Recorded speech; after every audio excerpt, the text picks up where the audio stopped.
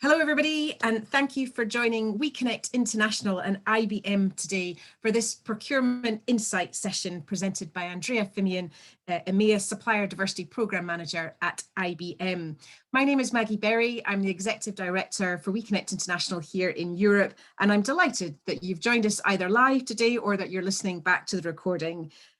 While travel restrictions imposed on us by COVID-19 mean that we can't bring our community together in person, WeConnect International are using technology to maintain our ability to create connections and to provide useful insight for our women business owner network.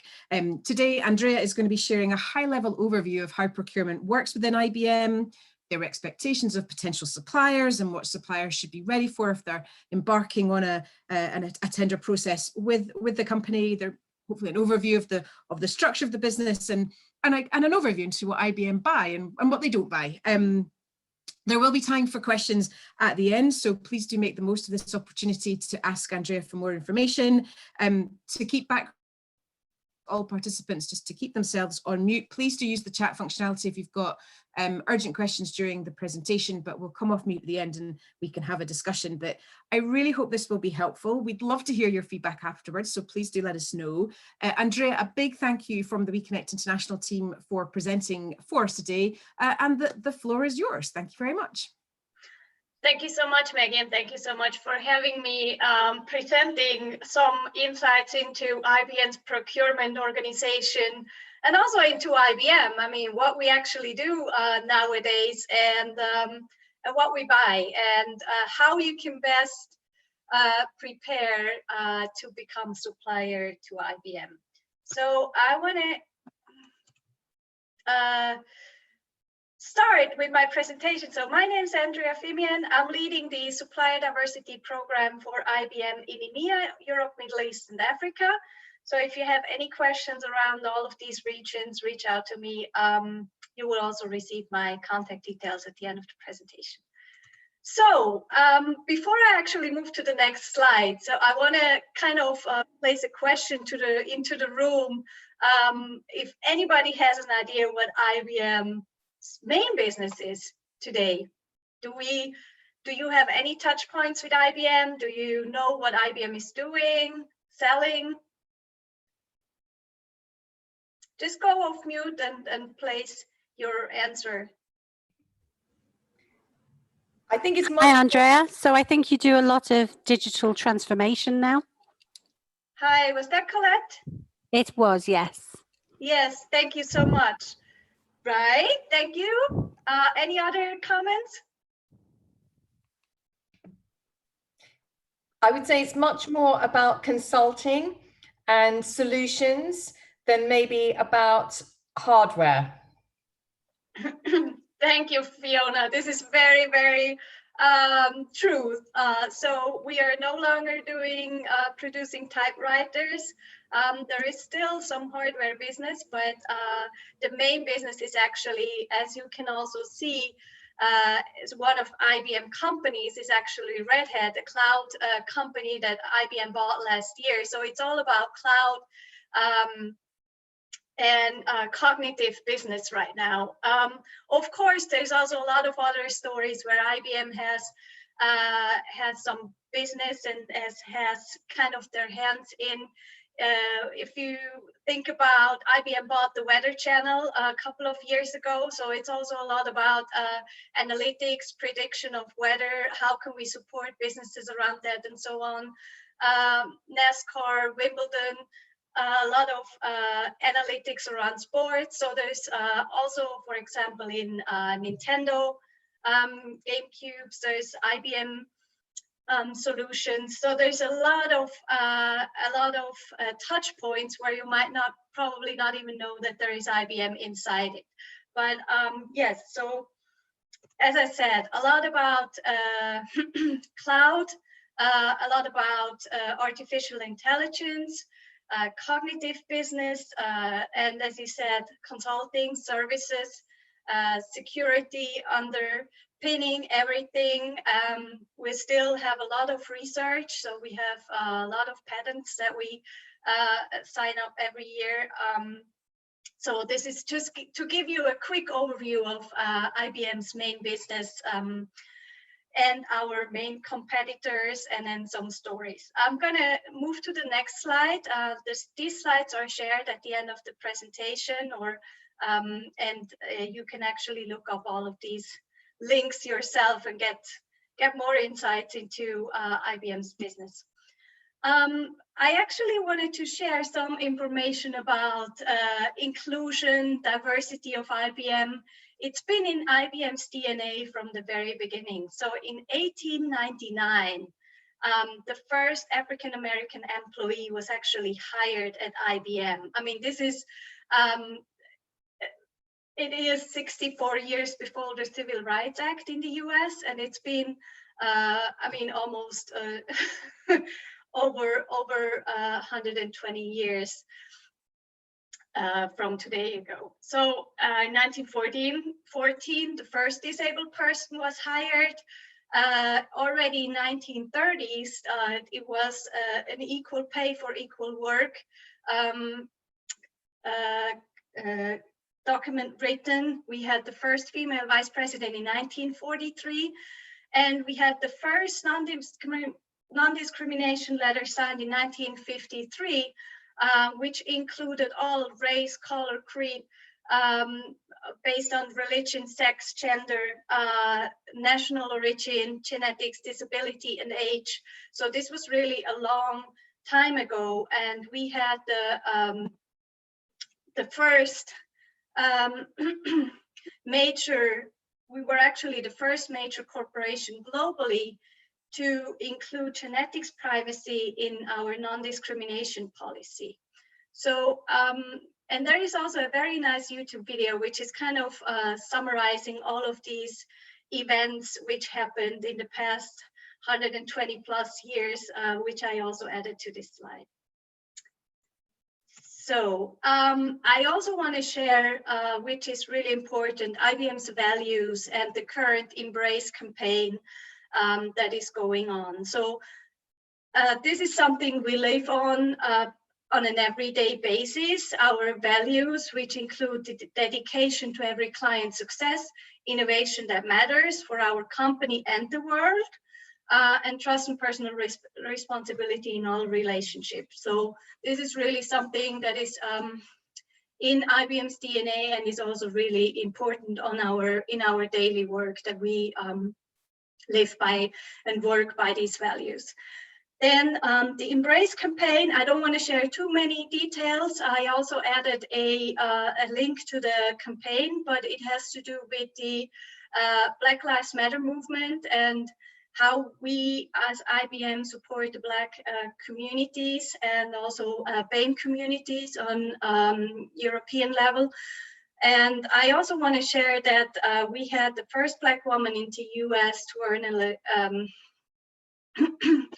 an electrical engineering PhD, and she was actually on the team to develop Deep Blue. That was in the 60s.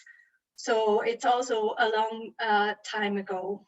And something else I wanted to share is that IBM was the first IT company to share the $1 Billion Roundtable. The $1 Billion Roundtable is an organization in the US that is open for all corporations who have more $1 billion or more spend with diverse owned businesses in the US. So it's really a big achievement for IBM to be on that roundtable. And yeah, so we were the first IT company. And if you want to know more about the BDR, I also included the link there, and you can see what kind of corporates are part of the BDR and so on. So, what do we buy? Let me go back. What do we actually buy? You've probably just seen that slide, but any ideas of what an IBM company would buy to run our business? Just go off mute and provide your comments. Andrea, I think you really gave the game away a little too early there. Yeah. Next to but I liked to see what you buy. Anything else that anything else that what you see here? Any idea?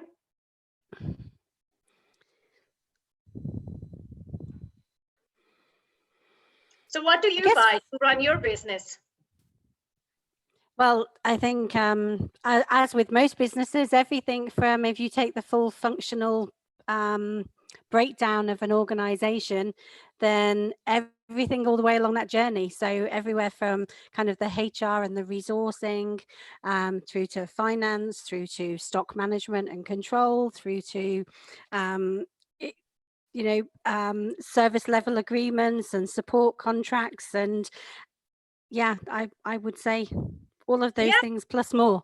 And everything that you can touch as well, right? I mean, your pens, your pencils, your tables, your laptops, your software on your laptops, your marketing services, maybe some booths when you go to some conferences, or your cleaning personnel. I mean, it's just everything that a smaller business buys, we buy as well, but maybe just in a bigger range. But of course, the services is a big part of what we actually buy. And it includes a lot of services, including technical services. So that's a lot of, some companies also call it IT services, but this is really a lot about software and development and applications and business analysts and data specialists and project manager. That's really a lot around technical services. And then, of course, as you mentioned, also the business services, which goes into the payroll, consulting, HR services, education, relocation services, if we have people moving around from one country to another to work for IBM, recruitment services, also the medical plans that IBM has for its employees, insurances, and so on. So this is kind of the business services part. We have the technical services, we have the business services, and then we also have the complementary workforce services, which include the hiring of subcontractors. So this is mainly the business with subcontractor. Right, so this is including the services that we buy. Now, as I just mentioned, like any other business, we also buy a lot of technical products, plus maintenance, of course, and also software. I mean, we do, IBM does produce some software, but we also have to buy a lot of external software to actually run our business. So if we look at technology products, it's a lot of storage, audio, visual, and as I said, also laptops. IBM is no longer manufacturing its own laptops, so this is has been sold a long time ago, and we now have to buy our laptops. And then all the IT-related services solutions, which is also managed network, printing, cabling services, and then also all the stuff you can touch, like routers, switches. We still used to have phones. We probably no longer have phones in the coming year, but this is also something that goes into that. Yeah, and then, as I said, the maintenance to all of that. So all of the technology products need to be maintained. And then also the installation, the moving, and so on. And then, as I said, software, there is a lot of licenses that we have to buy, and then also support sometimes. And also if we, of course, we have to buy a lot of these things to actually run the business. But at the end of the day, the majority of what we actually buy is also going out in support to our clients. So for example, if we buy a software, we might not have to run it on our computers, but we have to use it to manage a client's needs, or what we actually sold to a client. So all of the services and products, tech products, software, everything that we buy is either for IBM itself or in a lot of cases also in support of a customer contract. Now, including to all of the services and all of the tech products, there is also all the marketing and communication services, the travel that we buy when we travel, when we go to a conference and we stay in a hotel, when we fly, when we use our corporate credit card. Hasn't happened in the past month though, but we still need all of these partners to actually make sure that our colleagues and IBM employees are okay to travel and have all the everything that they need. And then, as I said, also facility services and telecom. So for marketing communications, it's a lot of events and marketing services. So right now, also a lot of virtual services, also digital advertising, sponsorship services, and recognition gifts, IBM's giveaways, and so on. So it's including a lot of things in the marketing and communication category. For travel and transportation, as I mentioned, everything that we need when IBMers travel, but also, of course, sometimes in support of a customer contract, but not so often as the other services or software and hardware. Facility services, as I mentioned, there's a lot of site maintenance. I mean, every building where IBM has an office, we need to make sure we have security. We need to make sure we have site maintenance. We usually rent the buildings. We have a cafeteria. We have to make sure all the environmental tick boxes are checked. And then, of course, you know, to run a building, make sure that there is somebody there to replace a light bulb when it's broken and so on. So that includes all the facility services. And then there is also a big portion of telecom, which includes also all of the contracts that we have for our employees, cell phone plans, pagers, not really many pagers anymore, but all of the phones and so on. So there's also a lot of audio conferencing. So right now a lot of virtual events going on. There's also a lot of virtual things going on in the telecom area.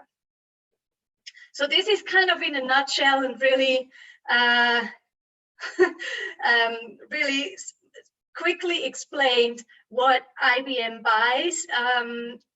If you have any questions, as we mentioned at the beginning, put them in the chat, or we will go through them, of course, at the end of the session. So now, how do you become an IBM supplier? If you are a non-diverse business, I will put it like that. This applies, but it also applies for a diverse business, because you are the same as everybody else for a beginning, right? So we have to make sure that our suppliers do comply with a certain standard of the code of conduct of the Responsible Business Alliance. And this has to be signed by each of our suppliers. So this makes sure that our suppliers are complying with this code of conduct. We also make sure, or we also check a financial report, the Dun & Bradstreet report of a company, of a potential supplier. So we also double check their financials before we actually engage with the supplier. And we will also make sure that if you are a diverse-owned business, you can actually sign up in our supplier diversity webpage. So this step 1, 2, 3 is actually for every supplier. And then if you are a diverse-owned business, you can sign up your business as a diverse own business in the supplier diversity webpage.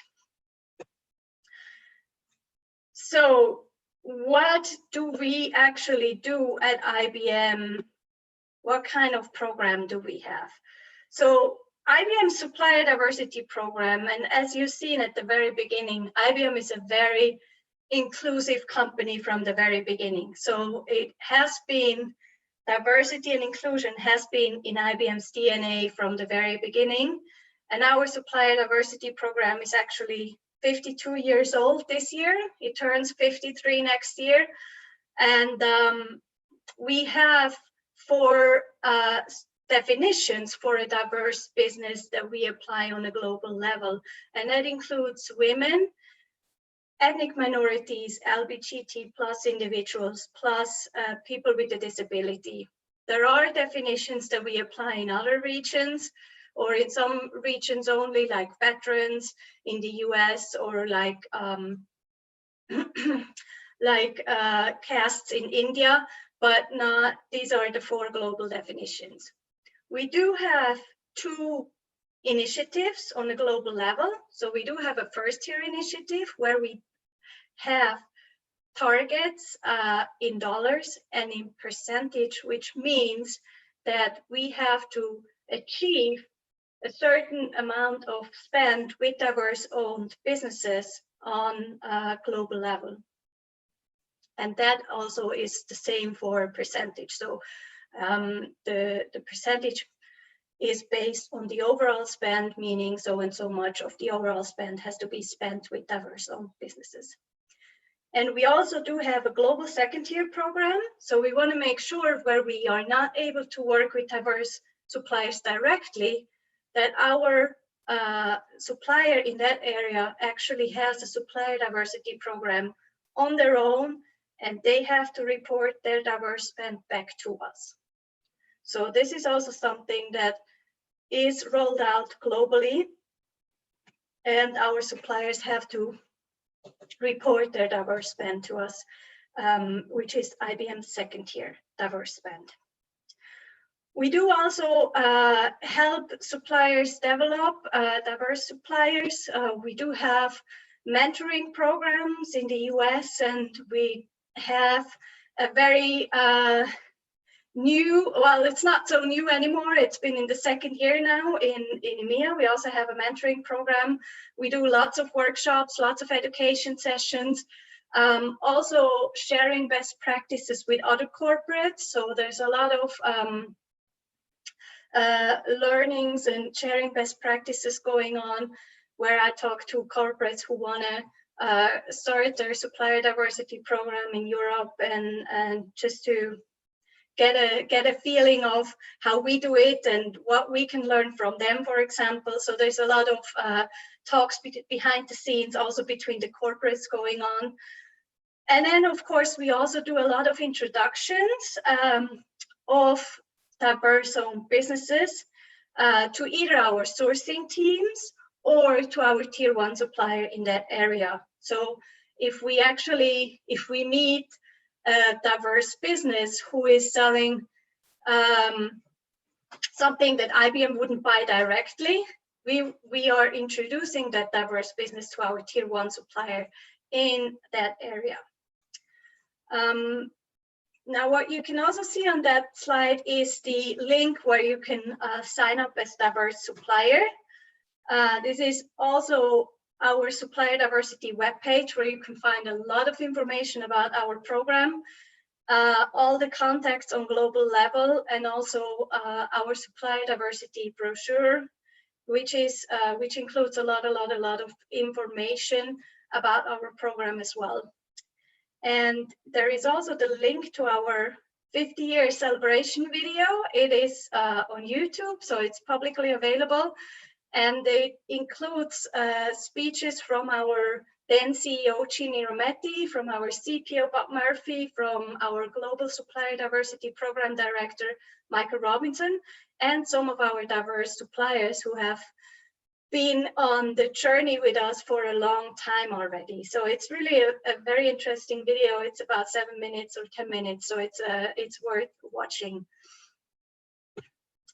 Now, I want to mention the organizations and agencies we work with, because without them, we couldn't run a supplier diversity program, because we just wouldn't be able to find the diverse owned businesses that we can work with. So in Europe, we work with, from a WeConnect International point of view, we work with WeConnect International on a global level, but here, of course, in Europe, so we work very closely with Maggie and her team, Emma and Jay and everybody, to bring supplier diversity forward in Europe. Of course, also WeConnect South Africa, Turkey, Nigeria, India, and so on. In Europe, we also work with MSD UK, which is the Minority Supplier Development UK organization for minority-owned businesses in the UK.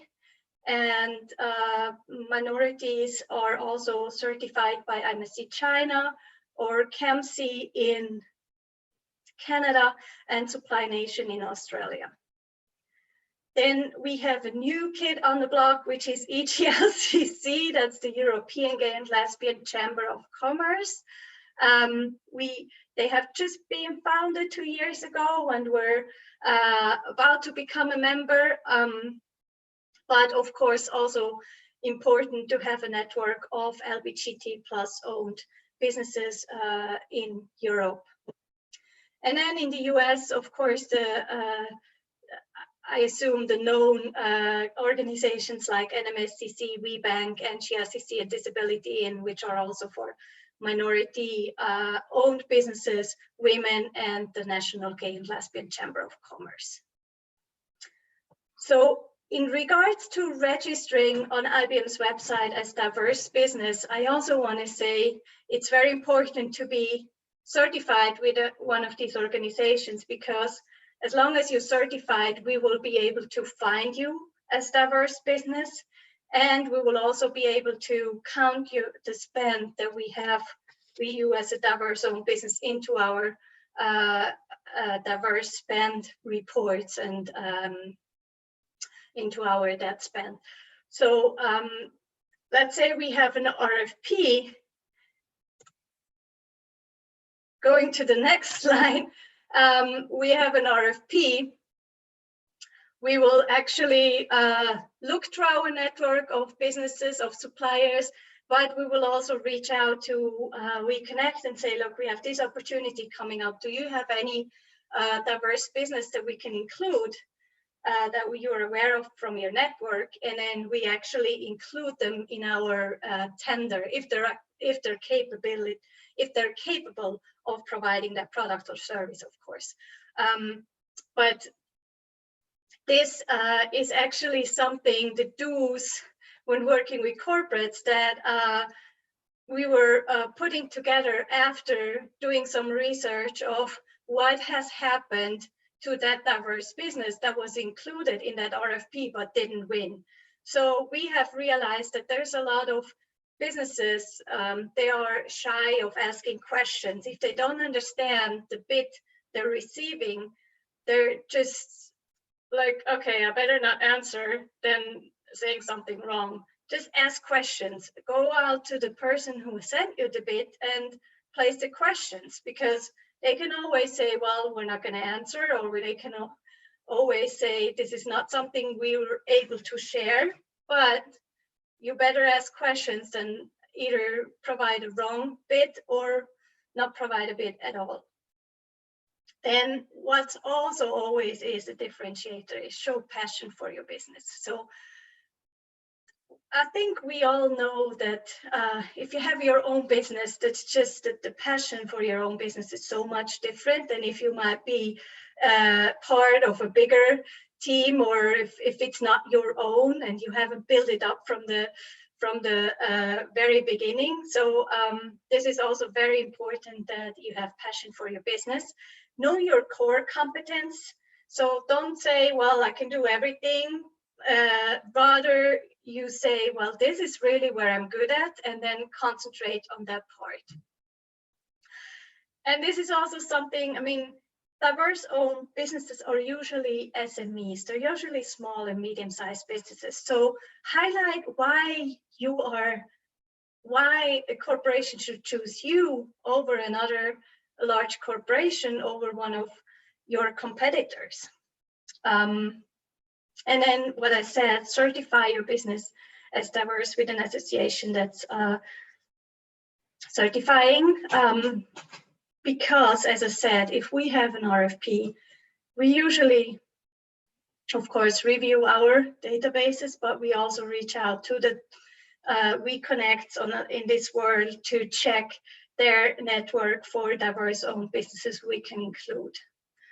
IBM actually applies the rule of one, which means to each of our RFPs, we have to include a diverse business. So we have to make sure we do all these checks and go out to WeConnect and try to find a diverse business that we can include in our tender.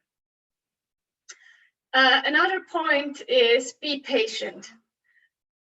Corporations, and I think I'm not just speaking for IBM, are usually not so fast. So if we say we're going to start the tender, an RFP next week, and it gets postponed, it can be postponed until end of next year. It can be postponed until next month. The other thing is, once we have signed a contract, that contract with the business, with the supplier, that contract can last for 1 or 2 years. So that means that business doesn't come up again for the next 12 or 24 months, which means that any other business who is capable of providing that service or that product has to wait until that tender is coming up again. And then also, we're a big company, so there is always, it takes time to find the people who are responsible, who is the right person to connect the business with, and so on. So it is usually a plus if you are a bit patient and not too pushy if you don't get a feedback within a week or so.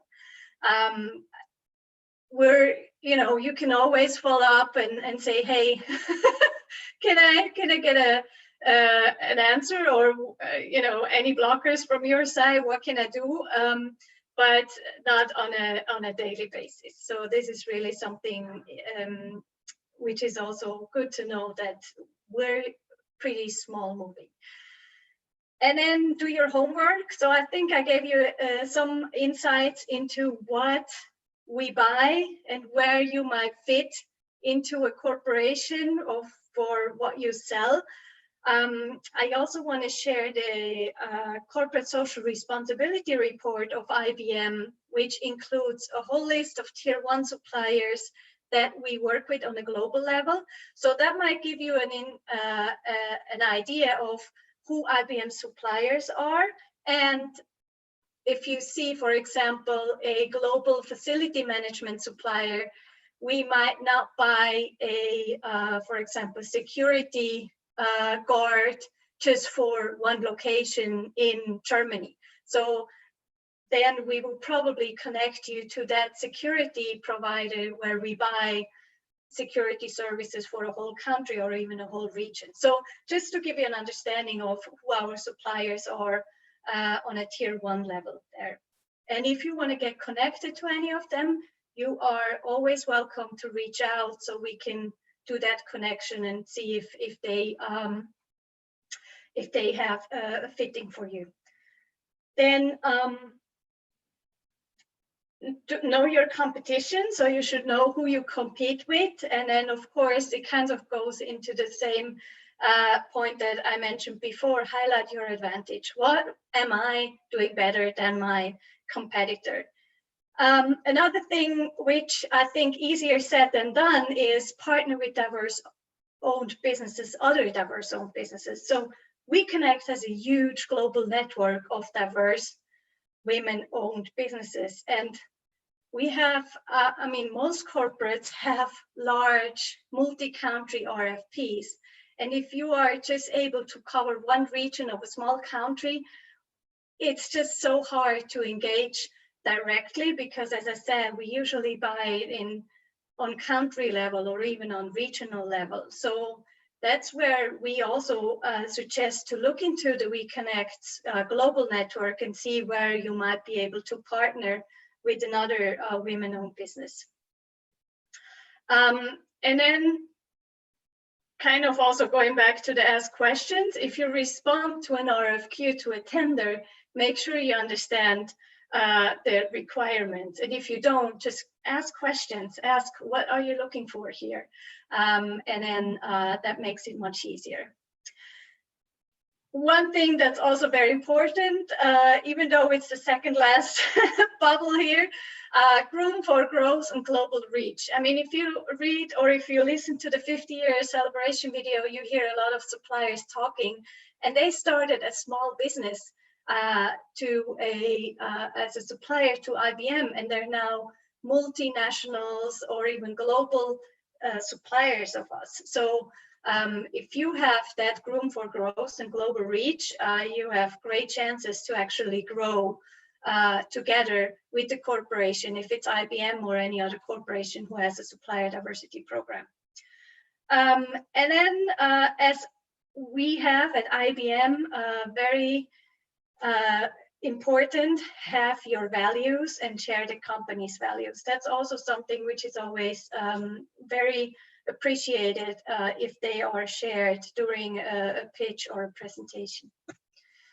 Good, now we had all the pluses, now we go to the don'ts, which I mean, of course you can do all of that, but it's just not very well received. If you do false, or if you make false promises, if you say you can provide something and then you can't, it just doesn't put such a great light on that company.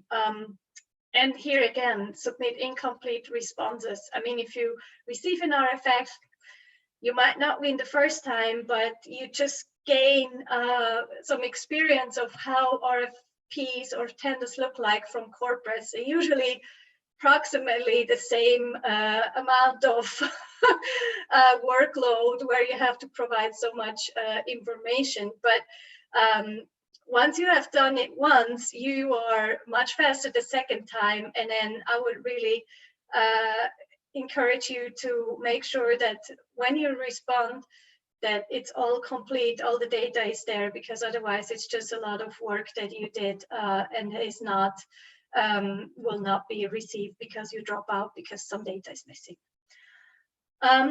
Another thing which is also very important, do never go below your value. You have your price limit, you have your value, you have your products and services that you want to sell to a certain price. And if you want to make business with the corporates, but they don't want to pay what you expect them to pay, or you have the price tag on, then be it. There is another corporate who will appreciate that value and who will go with that. So make sure that you, of course, you have to know your value, but not go below your value. And another thing which is important, but it's also, it's kind of, it has to be understood that you, even if you are a diverse owned business, you shouldn't expect to be treated differently, but still, as I mentioned, IBM has a supplier diversity program that has been in place for over 50 years. We apply the rule of one, so we make sure we have one diverse business in our supply chain, in our RFP, sorry. So that means we have to include it, but then you're actually the same as the other suppliers that are invited. So make sure that you're still providing everything like if you were a non-diverse business. So as I said, I mean, all the do's and the don'ts, it's the same if you are diverse or non-diverse. So, and I also want to share a quick, success story with you. And this is really a nice story from the UK, where we have engaged with GIBS Hybrid, a diverse-owned, women, minority-owned business, and they started as tier 2. To make sure long story short, they started as tier 2 supplier to IBM. They then became tier 1, and they're one of our biggest diverse-owned businesses in Europe right now. We do business with, and it really helped us do some changes and so on, and save some money. So I don't want to go into all the details there. You can read it, it's in the presentation. Also this slide, we are receiving lots of awards and have received lots of recognition. Also 2020, we were one of the top global champions for diversity and inclusion from WeConnect International. We won the Global Diversity Award from ENEI and some other awards. I just added a couple of them for your information.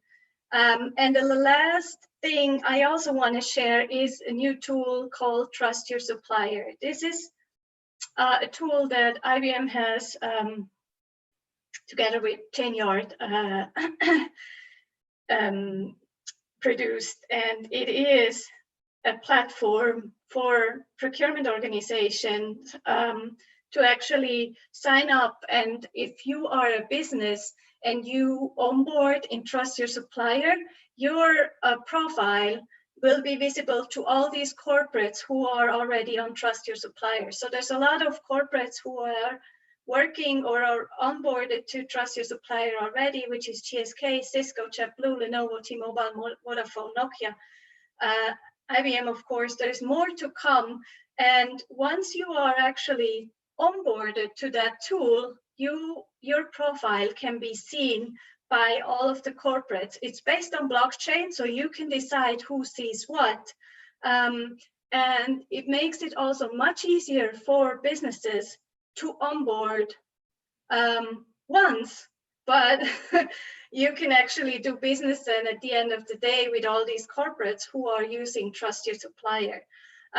There is more to come around Trust Your Supplier, also a marketplace where bids can be shared and so on.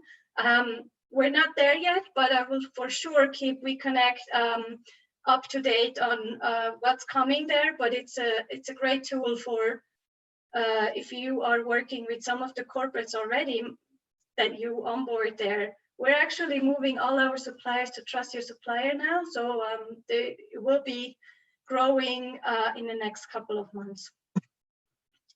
Good. So just some links on my last page, and I also add, as I said, the CSR link, the CSR report link to this page, so you have everything.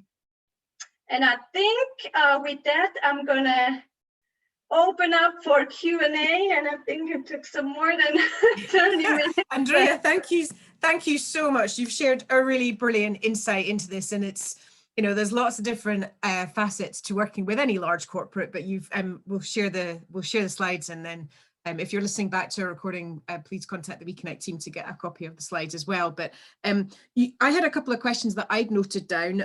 You answered one of them around, on average, like how long RFP processes take. So this is obviously something that WeConnect works with IBM on, but you've touched on that actually they're quite long term, and actually sometimes we might be asking the WBEs for some information, but actually that doesn't immediately mean that we're going to get feedback immediately, or the timelines. I don't know if you've got an average length of how long RFPs take. Have you got any insight into that? Yeah, I think it depends on the scope. If it's a global scope, it can take up to a year. If it's a multi-country scope, it might take a couple of months. If it's a smaller one, it can take 2 weeks. So it's really, I think it's depending on the scope of the business. If it's really a big one, it can take several months. Yeah. Okay, great. Thank you. And then I just had one more question, then I'm going to come to the floor. So please, if there's a couple of questions I'm going to come to in the chat. On one of the slides, you referenced around, I think there was 4 steps, and one of the steps was around submitting a Dun & Bradstreet report and or financial statements. Can you give us a bit more insight into what you're looking at in those, if you can, around what you're looking at in those Dun & Bradstreet reports? this is obviously something that you and I have talked about in the past, but I just wanted to remind some of the VBs again about the kind of things you're looking for and really the importance of making sure that your Dun & Bradstreet report and file is really as up to date as it can be. Any more insight you can share on that particular, the financial? Yeah, well, I think that each business should be aware what's in their Dun & Bradstreet report, or should be able to see their own Dun & Bradstreet report. We actually look at the ratings of the DNB rating. So there is one rating which includes all the financials of a business. And if that rating is not good, I would suggest that either the business reaches out to Dun & Bradstreet to understand how this is put together, and maybe there is some data missing or something else. And then also, if it comes to the point where that business is invited to an RFP and they know, oh, then now look at my Dun & Bradstreet report, might reaching out to the sourcing person who runs the RFP saying, hey, look, I know that my Dun & Bradstreet report is not that well, but it's out of these and these and these reasons. So it's just an open communication, right? Being aware of what's in there and then try to make it better. Or yeah, and explain. No, brilliant. Thank you for that. I just know that that's you know, one of the aspects that gets looked at. So we've got a couple of comments. Great, thank you. And Colette said you're the great reminder about not to go below your value. And I do think that is an incredibly important point, because if you do business with our large the corporations, they want it to be a successful relationship on both sides. So I've got a couple of questions that are in the chat. And I think they're kind of linked to the same kind of thing, but as Colette had asked around, they offer technical services, but as a smaller women-owned business, how do they get the opportunity? How do they get, you know, are there other, you've explained quite a lot, but are there other ways for them to access opportunities to work with IBM? And Colette, I think you asked if you can get a list of those suppliers that have the diverse spend. Yeah, so you mentioned, for example, that one route might be to go to tier 2 suppliers who have diverse spend. But obviously, if we don't know who they are, it also doesn't really help us. Right. So that's why I'm going to share the corporate social responsibility report, where you can find our global tier 1 suppliers. But if you have a specific, like if you say, I'm selling technical services in that niche, in that country, you can also get connected to me either through Maggie or directly, and then I can try to get the sourcing colleague to introduce you to our tier 1 in that particular area. But if it's just overall information that can be is publicly available on the corporate social responsibility report. Great. Thank you, Andrea. Well, and thank you, Colette. And I think, Andrea, I think you've almost answered Fiona's question, which was, and Fiona Mesh obviously do something quite specific around that, the kind of the real-time people's experience of brands in real time. And I think really what Andrea's saying is, if we can connect you, and then Andrea can try to help you find the right team. Yeah, the right team and the right colleagues. But I will echo Andrea's words. I mean, and a lot of you know this. I mean, the organizations we work with, including IBM through WeConnect International, they're mainly really big. And so sometimes finding the exact right person can take a wee bit of time. But Fiona, I hope that answers your question. Andrea, what kind of information, if a supplier was contacting you kind of out of the blue, speculatively, what kind of information would you like from them to be able to share internally? What is a useful length of document or email, or what's easy for you to use and has most resonance internally to share? Right, thank you, Maggie. I would say, just out of time reasons, not bigger or not more than a one-pager. And what's important for us to know is, the corporate world is global. So I need to know, where are you able to deliver that product or that service that you're selling? Do you have offices in several countries? Are you just in the UK, which is fine, but we would have to know where you're actually based, where you're capable of providing your services. I know there's a lot of virtual and offsite services going on, but we also still have a lot of RFPs or requirements where we have to have a supplier. Well, a supplier has to have a local office.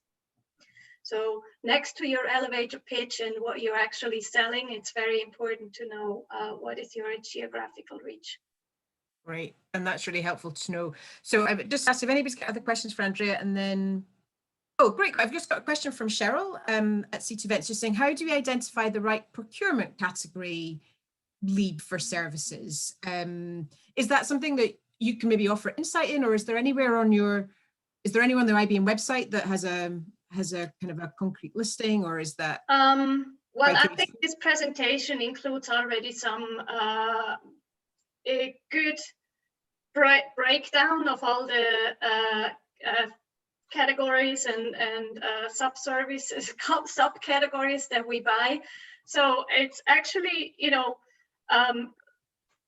I think at the end of the day, it's probably us who has to decide. If you do some marketing, HR service, if it now goes into the business services or into the marketing services area, you know, maybe I have to share it with both my colleagues in marketing and business services. So, and, you know, they might have a need from marketing, but not the ones out of business services. So it's, I would say, look at the slides and then you have a good understanding of our categories and the subcategories, and you will probably know where you approximately would fit either there or there.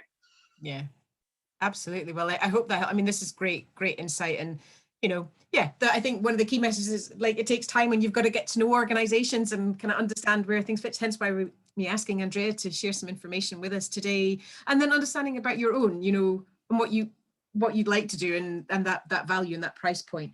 Any final questions before we close? We'll, as I say, we'll certainly be sharing their slides with folk, and if you're listening to the recording, you know, please don't hesitate to get back in touch with the WeConnect team to ask for them so that you can access some of these links. Obviously, you can search supplier diversity at IBM, and a lot of information comes up anyway. But any final questions? Okay, no, I think we've covered an awful lot. Andrea, any final top tips? Anything? I mean, we've got the do's and the don'ts, which were very comprehensive and really provided a lot of good value. So a lot of good insight. Yeah, I think, you know, if there is anything else coming up, just reach out. Any other questions from your side, from the audience, or out of the replay, just reach out. And yeah, if there's anything I could share, ask questions. If you're not sure, just ask questions. And I think that's a really important piece around, if you are participating in a formal process as well, you are allowed to ask questions. And the more you know and you can qualify, you can really work out whether it is, you know, it is an opportunity that you want to progress with, or whether maybe right now it's not. But I will echo Andrea's words that, you know, sometimes embarking on these RFPs, they don't always result in a win. But we hope that the next time that every interaction, you know, the investment that's made in time and effort will lead to future business wins. So Andrea, thank you so much for sharing this insight. This has been really helpful. I've got a lot of comments saying thank you very much.